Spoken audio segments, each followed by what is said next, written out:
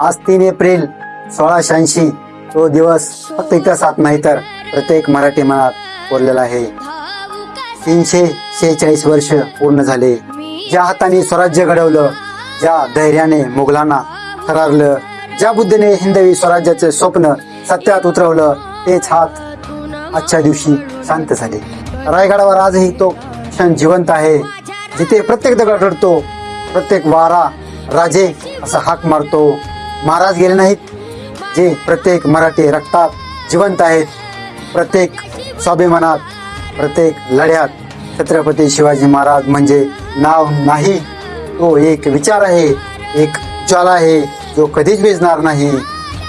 राजे, तुमची उणीव आजही जाणवते, पण तुमचा अभिमान आम्हाला जगायला शिकवतो. छत्रपती शिवाजी महाराजांना विनम्र अभिवादन.